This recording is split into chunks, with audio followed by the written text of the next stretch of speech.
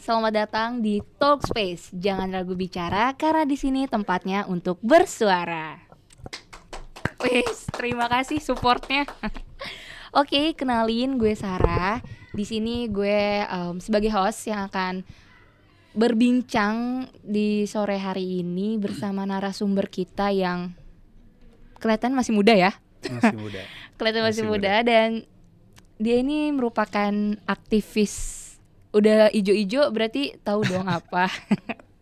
Ya, jadi narasumber kita merupakan seorang aktivis lingkungan. Nah, boleh nih diperkenalkan dulu namanya siapa dan dari mana? Apa dari tadi? Oke, boleh. Oke, siap. Halo, perkenalkan saya Alrian. Kalian bisa panggil Al atau Rian senyamannya aja gitu. Gimana? Betul banget yang tadi dibilang. Memang saya merupakan pegiat lingkungan lah ya bahasanya gitu. Kalau latar belakang sebetulnya saya seorang developer properti, seorang kontraktor perumahan. Tapi dalam hal ini saya memiliki responsibility yang kuat terhadap lingkungan, sehingga saya juga mengikuti berbagai organisasi dan sekarang sedang menjabat sebagai Kepala Departemen Pengembangan Kepemudaan dan Biodiversity di Emil Salim Institute. Wow, keren banget. Ya, jadi kalau kita tahu mungkin Pak Emil Salim Institute itu merupakan Menteri Lingkungan Hidup pertama di Indonesia. Dan sekarang saya mendapatkan amanah untuk bisa mensupport beliau dapat menurunkan apa yang diinginkan dalam pengembangan biodiversity dan pengembangan knowledge tentang lingkungan hidup kepada Gen Z atau kepada anak muda. Di zaman sekarang. Gila, keren banget teman-teman. Narasumber kita hari ini masih muda tapi peduli, sangat peduli tentang lingkungan. Bahkan harus itu. Berarti bisa dikatakan Bang Al ya panggilnya. Berarti Bang Al ini bisa dibilang juga mengayomi pemuda Gen Z untuk Betul. Oh lu juga harus peduli nih. Betul. gitu. Gila, keren banget. Oke, jadi pembahasan hari ini bisa dilihat di layar. Kita akan membahas pasti tentang isu lingkungan, dan ini tuh sebuah permasalahan yang mungkin memang sudah lama terjadi di Indonesia, bahkan sampai di tingkat internasional. Betul. Yaitu the triple planetary crisis. Di sini planet itu bukan bumi, Mars dan lain-lain ya guys. Jadi di sini tuh planetary adalah bisa dibilang tiga elemen yang ada di bumi yang memang sedang mengalami krisis beberapa tahun terakhir. Itu ada 3, itu ada polusi dan limbah sampah. Selanjutnya ada perubahan iklim dan keanekaragaman hayati gitu. Nah, sebelumnya nih aku mau tanya dulu ke Bang Al terkait pandangan Bang Al terhadap masalah itu kayak gimana tentang triple planetary crisis yang terjadi di Indonesia gitu. Karena kan mungkin triple planetary crisis ini di Indonesia tuh awam banget terdengar ya, Bang. Betul. Karena lebih sering terdengarnya di kancah-kancah internasional. Padahal sebenarnya ngerasain juga. Betul. Nah, pandangan Bang Al tuh kayak gimana? Oke, makasih banyak. Pandangan ya. Jadi kita ketahui bersama kan ya, negara kita ini negara agrikultur gitu, negara agraria. Kalau biasanya kita hanya sekedar mendengar sebatas krisis iklim, itu aja udah luar biasa parahnya. Tapi hari ini kita juga gak lupa dibebani oleh 2 tantangan atau 2 planetary tadi. Yang pertama pencemaran, ada udara dan lain-lain. Yang kedua adalah ancaman punahnya atau menyusutnya keanekaragaman hayati atau biodiversity. Melihat sektor pertanian, sektor agrikultur, kalau ikan itu? Kalau ikan, peternakan ya, dan lain-lain. Kita ini sangat bergantung kepada hal-hal yang berhubungan dengan sumber daya alam dalam mewujudkan tatanan kehidupan di Indonesia. Nah, ini juga telah menjadi perhatian yang sungguh besar oleh Pak Soeharto Manoarfa. Itu beliau merupakan Menteri PPN atau Bappenas, di mana dalam Sustainable SDGs Annual Conference di 2013 yang lalu, beliau juga telah turut mengatakan gitu, bahwasanya kita ini tidak sekedar melaksanakan tujuan berkelanjutan, tapi juga harus bisa memangkas hal-hal yang dapat mengancam Indonesia. Yaitu apa yang mengancam? ini adalah 3 poin yang tadi kita habis obrolin. Pertama mengenai polusi, climate change atau krisis iklim, dan yang terakhir adalah biodiversity. Jadi itu memang telah menjadi fokus dari pemerintah Indonesia atau dalam hal ini sektornya Kementerian PPN Bappenas dalam Seknas SDGs-nya. Namun kembali lagi benar banget yang tadi dibilang, pengetahuan masyarakat terhadap hal ini itu bagaimana sih? Nah mungkin nanti kita asik bahasnya itu dalam runtutan satu-satu ya, dalam poin-poinnya gitu sih kurang lebih. Berarti sebenarnya pemerintah juga udah mengupayakan menanggulanginya mungkin ya Bang. Gitu kan, kalau mengupayakan mungkin sudah memulai mengupayakan, tapi lebih ke sudah mulai concern lah. Kalau upaya maksimal nampaknya masih butuh waktu gitu. Oke, biar kita langsung lanjut ke pembahasan lebih rincinya nih Bang, ke yang satu-satu. Untuk pembahasan yang pertama terkait tentang perubahan iklim. Itu paling berasa banget sih untuk beberapa tahun ini. Betul. Meskipun sebenarnya Indonesia sempat pas zaman Covid tuh sempat enak banget udara, terus tiba-tiba di 2023 entah kenapa iklim itu marah kali. Akhirnya dia kayak gitu. Nah, dari Bang Al sendiri, perubahan iklim ini terjadi apa sih yang mendasarinya gitu kira-kira? Perubahan iklim nih ya. Kita mulai dari yang fundamental, apa sih perubahan iklim atau segmen-segmen dari perubahan iklim. Perubahan iklim itu merupakan sebuah perubahan yang terjadi secara drastis dari 3 komponen. Pertama suhu udara, kedua curah hujan, dan ketiga pola angin. Nah, perubahan yang drastis terhadap 3 komponen ini menyebabkan sebuah ketidakstabilan dan ketidaksinkronan iklim yang ada di dalam cuaca bumi atau di dalam atmosfer, sehingga membuat sehingga ketidakstabilan ini menghadirkan sebuah sebuah tabrakan gitu antara kondisi iklim yang ada dalam satu ruang yang seharusnya berjalan ABCD, tapi karena ketidakstabilan dan ketidakpastian itu akhirnya malah tidak berjalan sesuai dengan yang biasanya atau yang seharusnya.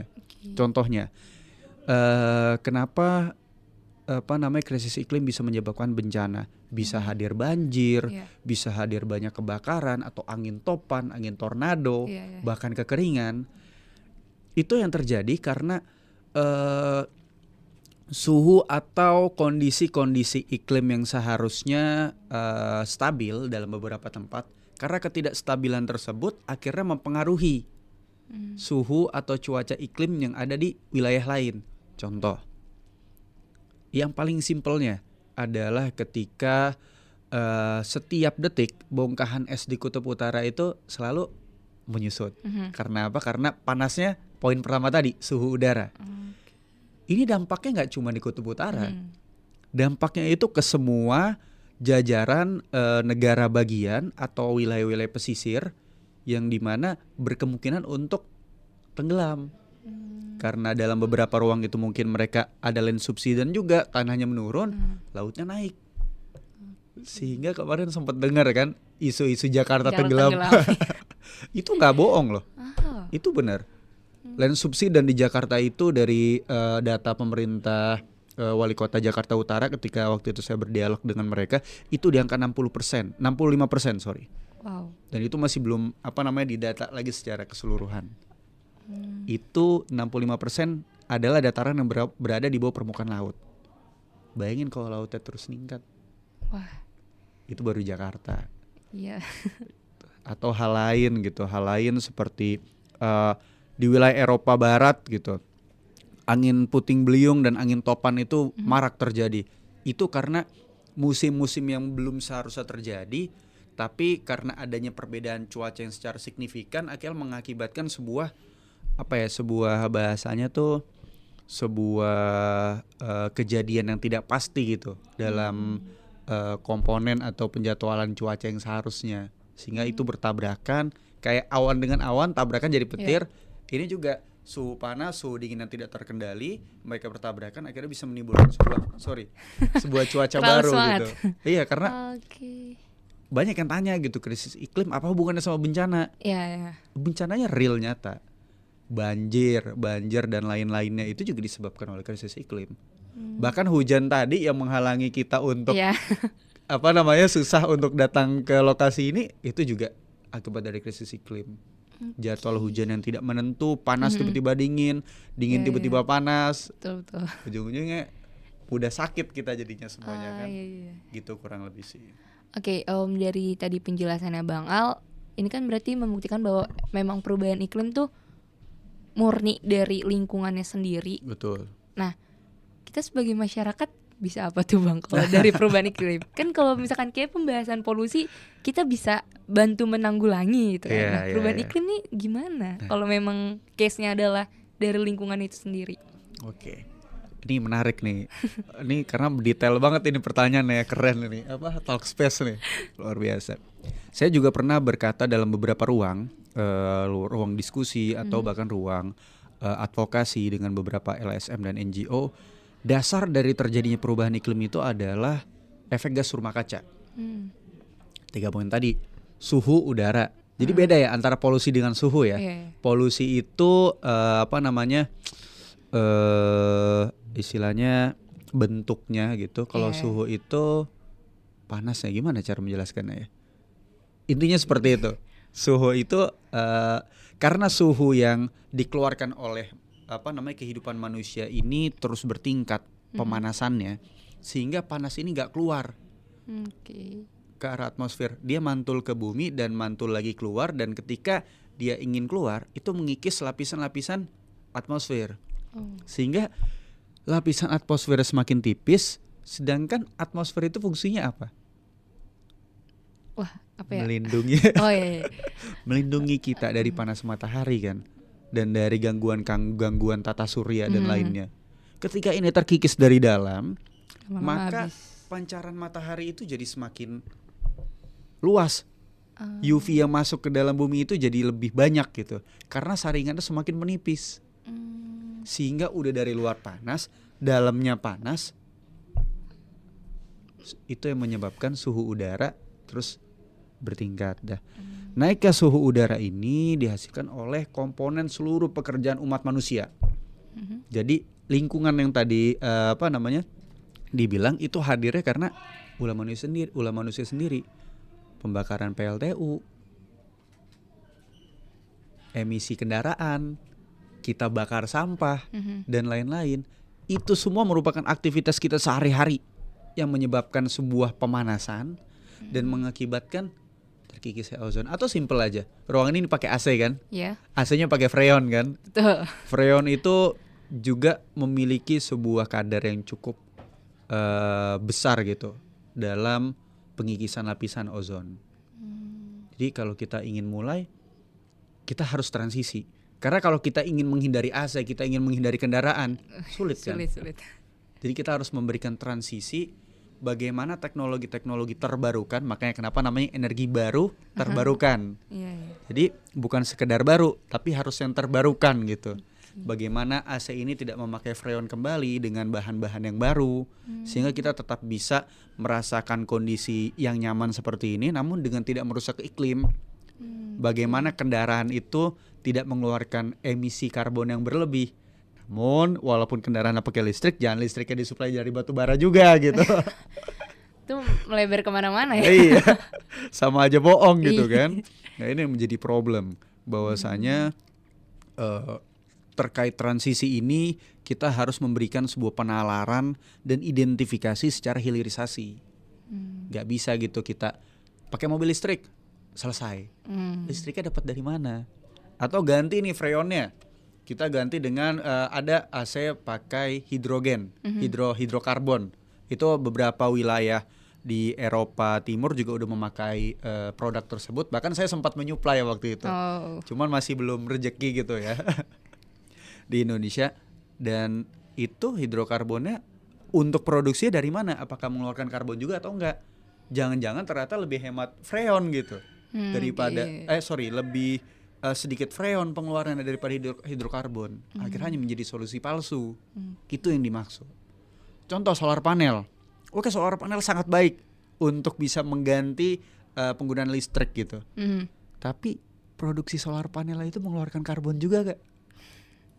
Nah, ini yang menjadi problem, bahwasanya transisi ini juga harus diperhatikan hilirisasinya secara mendalam. Itu poinnya. Jadi semua berketergantungan antara kegiatan kehidupan kita sehari-hari. Jangan bakar sampah, mungkin meminimalisir kendaraan pribadi, meminimalisir penggunaan AC dan lain-lain gitu.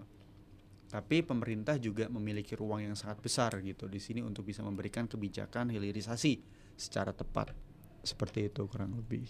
Wow, berarti kalau dari yang tadi aku tangkap nih dari penjelasan Bang Al, memang sudah digaungkan untuk transisi, cuman dari ke akar-akarnya pun itu harus dipikirkan, nggak bisa cuman nih ada solusi A tapi ternyata ada nih ABCD yang lainnya yang memang harus diurus. Bener banget.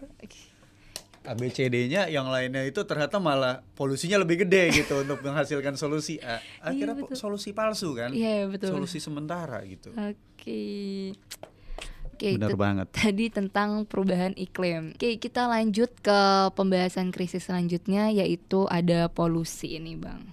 Oke. Polusi udara di Jakarta udah di luar kepala lah, sampai yang di luar Jakarta juga udah paham gitu tentang polusi di Jakarta. Kenapa Jakarta bisa seperti itu, Bang? Kenapa Jakarta bisa seperti itu? Ini bukan pertanyaan dari Talk Space doang nih. Pertanyaan ini juga telah menjadi pertanyaan seluruh dunia gitu. Karena salah satu lembaga swadaya dari, saya lupa apakah dari Sweden atau dari Denmark, itu beberapa kali mengeluarkan nominasi Jakarta sebagai salah satu kota dengan polusi udara terburuk. Dan saya juga udah sempat paparkan gitu dalam beberapa ruang dan lain-lain. Kita itu telah menuntut pemerintah Jakarta itu sejak 2019. Bahkan sudah keluar surat gugatan dari Mahkamah Agung, dari MA terhadap putusan bahwasanya pemerintah Jakarta itu bersalah atas polusi yang dihadirkan oleh Jakarta. Di luar siapa gubernurnya ya, kita nggak masukin politik di sini. Tapi kita telah melihat itu sejak lama. Tapi masyarakat melihat kita ketika beraksi kampanye, ya elah kita masih bisa nafas sih. Ketika udah sesak, baru mereka sadar. Baru mereka mulai naik kendaraan umum, atau mungkin ikut uji emisi, yang nggak lolos uji emisi mungkin memperbaiki kendaraannya. Itu baru dimulai ketika mereka merasakan kesakitan daripada dampak yang mereka hasilkan sendiri. Itu mirisnya kesepamahaman daripada masyarakat yang ada di Indonesia, khususnya Jakarta. Mereka terlena dengan kenikmatan sementara. Berat banget bahasanya. Ya, termasuk kita kan terlena dengan dinginnya AC dan lain-lain. Betul sih. Iya. Dan memang itu yang membuat Jakarta nih 40% itu kan dari emisi emisi transportasi kendaraan. Dan ketika kasus kemarin sebetulnya kan ada 3 metodenya. Metode emission inventory. Emission inventory itu adalah menghitung seluruh kendaraan, seluruh harusnya AC juga, seluruh gedung dan lain-lain, seluruh unit-unit komponen yang mengeluarkan emisi, dan itu dihitung. Nah, harusnya itu penghitungan itu nggak bisa sekarang dilakuin. Ketika produknya keluar, itu udah didata pengeluaran emisinya berapa. Sehingga ketika kita membutuhkan data tersebut, kita udah punya real quick count-nya tuh berapa gitu. Dan ini yang masih sulit untuk dijalankan di Jakarta karena distribusi terhadap pendataannya masih belum semuanya gitu, masih belum tepat. Yang kedua, dispersion inventory kalau nggak salah. Ini merupakan sebuah strategi yang dimana penilaian terhadap polusi di Jakarta itu nggak sekedar dari internal Jakarta, tapi juga dari sekeliling Jakarta. PLTU yang ada di Jakarta ini juga memiliki sumbangsi yang luar biasa gitu terhadap hadirnya polusi yang ada di Jakarta. Udah mereka memiliki polusi, Krisis iklim yang harusnya anginnya mungkin bertiup ke arah timur malah bertiup ke arah barat, akhirnya ke Jakarta. Udah Jakarta full emisi karena internal, ditambah lagi tuh emisi karbon dari sekeliling Jakarta. Pabrik-pabrik yang ada di Bekasi atau yang ada di seluruh wilayah bagian yang ada di sekitar Jakarta. Itu dua komponennya yang sangat luar biasa, memiliki dampak. Yang pertama adalah dari kita pribadi, yang kedua itu yang eksternal gitu, yang dari luar. Dan sekarang di Jakarta itu mereka yang benar-benar aktifnya adalah data data cuplikan gitu. Jadi per wilayah itu baru dinilai udaranya berapa gitu, kebersihan udaranya berapa. Itu sebenarnya kita beli alatnya juga kita bisa ngecek. Itu bukan ranahnya pemerintah lagi kan, harusnya ranahnya pemerintah itu yang jauh lebih dari itu. Betul. Tidak sekedar menilai tapi mengontrol. Pengontrolan ini yang belum. Kendaraan terus bertambah. Betul. Dan lain-lain, memang sudah ada uji emisi. Iya. Tapi ya saya hargai itu merupakan upaya yang luar biasa. Tapi nyatanya belum cukup untuk bisa memberikan sebuah revolusi lah gitu, agar Jakarta ini tidak buruk lagi polusinya. Butuh kerja keras yang cukup keras lagi. Bukan keras lagi, keras banget bahkan. Karena memang semakin seiring berjalannya tahun juga penduduk Jakarta terus bertambah, kendaraan juga bertambah. Bener. Seharusnya memang upaya yang memang digaungkan pemerintah juga harus bertambah terus. Betul, harus nggak bertambah. bisa stuck di situ-situ aja Itu dengan dia. dengan yang terus meningkat gitu. Keren banget nih, besok-besok jadi pemateri nih harusnya. Jangan dong, aku cukup jadi host aja. Ditambah lagi berkembangnya masyarakat di Jakarta juga bukan dari internal Jakarta doang. Betul Pak. Orang-orang yang rantau semua datang ngumpul di Jakarta, bawa kendaraan atau beli kendaraan baru. Habis jadinya. Oke, tapi nih kalau misalkan ibu kota udah dipindahin ke IKN. Nah itu tadi saya udah berusaha untuk tidak menyentuh tuh. Enggak, sedikit Kesebut aja juga. kira-kira Jakarta bakal aman nggak polusinya? Ini di luar ibu kotanya di mana gitu ya? Iya. Di luar ibu kotanya di mana? Jadi sebetulnya pemindahan ibu kota itu merupakan sebuah solusi yang ya memang telah menjadi solusi sejak lama gitu. Karena pada dasarnya itu kenapa harus pemindahan ibu kota adalah distribusi permasalahan. Jadi permasalahan yang numpuk di Jakarta ini kalau ingin diselesaikan dengan komponen dan kapasitas Jakarta mungkin sangat membutuhkan itu tadi, effort yang keras banget gitu. Sehingga akhirnya dibutuhkan sebuah distribusi ekonomi, distribusi transportasi hingga distribusi masyarakat atau urbanisasi lah bahasanya. Nah, ini memang merupakan sebuah salah satu solusi besar ini. Solusi yang keras banget itu adalah pemindahan ibu kota. Atau pemindahan ibu kota atau mungkin pemindahan, kalau Jakarta pusat strategis bisnis sudah nggak bisa dipungkiri lagi gitu. Iya. Tapi mungkin untuk pusat-pusat desentralisasi dari sektor pemerintahan dan lain-lain itu bisa dipindahkan ke wilayah yang mungkin lebih layak lah secara feasibility-nya untuk ditempatkan sebagai pemerintah ibu kota yang baru. Oke. Ini di luar di mananya ya, di luar IKN atau di luar betul. sekarang yang sedang terjadi gitu. Emang itu perlu. Iya. Mungkin masih ada harapan Jakarta bebas polusi gitu maksudnya. Harapan harus selalu ada. Oke, ini Bang, tadi udah 2 pembahasan. Nah, pembahasan yang terakhir nih bisa dibilang efek dari 2 krisis yang tadi. Dimana efek dari tergabungnya perubahan iklim dan polusi, dimana mulai memunahnya nih keanekaragaman hayati yang dimiliki Indonesia. Nah, menurut Bang Al, apa kesinambungan antara dua krisis tadi sama si keanekaragaman ini? Kenapa dia bisa jadi berdampak kayak gitu? Siap. Jadi ada 2 komponen yang memang dari alam, yang memang dari alam itu juga dari awal manusianya sendiri gitu, atau yang dari manusianya secara langsung, kayak gitu, atau yang dari manusianya secara langsung. Nah, 2 komponen ini kalau yang pertama yang dari manusianya secara langsung itu kurang lebih seperti yang tadi dijelasin, deforestasi untuk pembangunan, pemangkasan lahan gambut atau biasanya kita kenal mangrove dan lain-lain. Habis itu penangkapan habitat-habitat yang langka untuk kepentingan pribadi dan lain-lain gitu.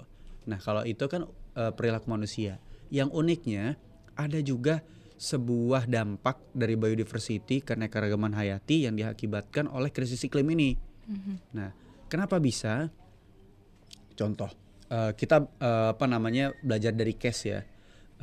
Ada temanku dari Solar Chapter, dia sempat mengadakan sebuah project penyaluran air bersih di wilayah NTB atau NTT saya lupa, tapi di sekitar wilayah situ. Nah, mereka selama 2 dekade terakhir ini menghadapi krisis air atau kekeringan, di mana mereka ini bergantung pada pada hasil padi atau hasil tani mereka sendiri. Mereka makan dari hasil tani mereka sendiri. Mereka bertani, bertani padi, jagung dan lain-lain, singkong. Tapi dalam beberapa dekade terakhir mereka banyak mengalami kegagalan panen. Kok bisa selama ini lancar-lancar aja tiba-tiba gagal panen?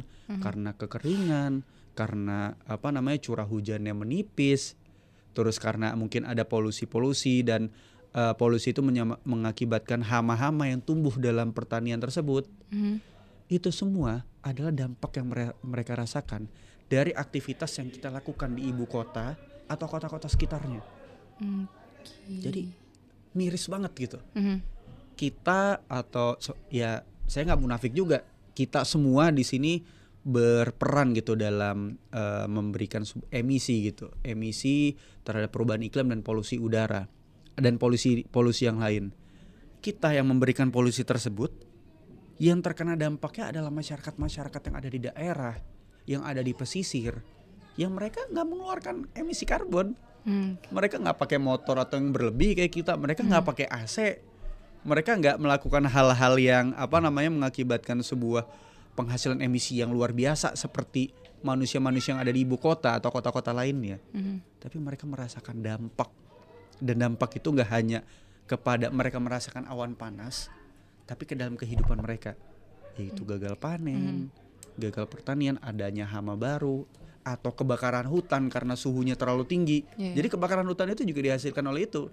Kekeringan, curah hujannya lagi tipis, pohonnya kering, akhirnya hadir kebakaran hutan. Makanya ada namanya polusi hutan. Kalau ada sedikit kebakaran hutan itu harus langsung dipadamin gitu. Polusi hutannya nggak begitu banyak gitu yang ada di Indonesia. Sehingga itu 2 komponen yang sangat berpengaruh. Yang buat salah siapa, yang merasakan siapa. Kayak gitu. Sampai masyarakat Jakarta merasakan batuk-batuk, baru mereka sadar gitu. Ternyata ini nggak baik. Seharusnya nggak seperti itu. Seharusnya nggak seperti itu. Jadi itulah dampak atau bagaimana persepsi mengenai biodiversity terhadap apa yang terjadi di Indonesia khususnya, dan di masyarakat yang ada di dunia. Gitu kurang lebih. Keren banget nih Bang. Sebenarnya kayak banyak yang masih bisa dibahas, cuman karena waktu yang gak cukup, part 2 kali ya Bang. Seru kayaknya kalau ada part 2 ya. Intinya dari perbincangan kali ini berarti kita sebagai makhluk hidup juga jangan cuma memikirkan kepentingan kita sendiri juga gitu ya Bang. Kita juga harus memikirkan kalau kasarnya nasib orang-orang di luar sana juga. Jadi jangan mau enaknya kita sendiri kayak apa, tapi kita nggak mikirin orang di luar sana tuh kena dampaknya padahal mereka tidak melakukan apa-apa. Betul. Oke deh. Dah, ada lagi nggak nih closing statement ya dari Abang? Closing statement. Ya, untuk masyarakat di Indonesia. Mungkin nggak banyak ya. Simpelnya itu kita hidup di bumi ini gitu, di atas tanah yang kita pijak, di mana kita lahir, disaksikan gitu oleh bumi pertiwi yang selama ini menjadi ruang bagi kehidupan kita. Kita bersosialisasi, kita berkembang, kita belajar, kita kenal, kita berkegiatan, bahkan kita bekerja dan mengembangkan satu hal yang baru kita mewujudkan cita-cita kita gitu di bumi ini. Namun layak gak kalau bagi hal yang memberikan kita ruang untuk melakukan segalanya dalam hidup kita, itu kita berikan sampah dari hasil kehidupan kita. Jadi layakkah apabila kita memberikan sampah kepada ruang yang memberikan kita kehidupan? Ini ruang yang ngasih kita kehidupan loh, bumi atau lingkungan itu sendiri. Tapi dari hasil kehidupan itu, sampah-sampahnya, sampah karbon dan lain-lain, itu kita buang ke bumi gitu. Layak gak? Mulai dari situ mungkin kita bisa menjadikan itu semangat untuk bisa mulai bertransisi dan bertransformasi. Mulai dari diri kita terus kita bisa memberikan sebuah influence atau pengaruh kepada masyarakat. Semoga ketika masyarakat telah memiliki kesadaran yang sama, kita bisa bergerak dan berjuang bersama untuk mengentaskan perubahan iklim ini. Gitu kurang lebih. Oke, thank you banget nih Bang Al udah nyempetin waktunya untuk berbincang tentang lingkungan yang emang sebenarnya nggak bisa sih dijadiin satu episode. Benar. Karena pembahasan lingkungan itu cukup luas. Dan thank you juga nih ya, karena ini jarang banget ada yang bahas Triple Planetary Crisis ini. Keren banget. Oke, thank you banget Bang Al. Semoga nanti bisa part 2 bareng lagi nih. Siap. Oke, thank you juga buat teman-teman yang udah ngedengerin podcast kali ini. Semoga apa yang tadi disampaikan Bang Al itu bisa menjadi motivasi di diri untuk lebih peduli dengan lingkungan dan orang-orang di sekitar. Oke, sampai ketemu di episode selanjutnya and bye-bye. Thank you.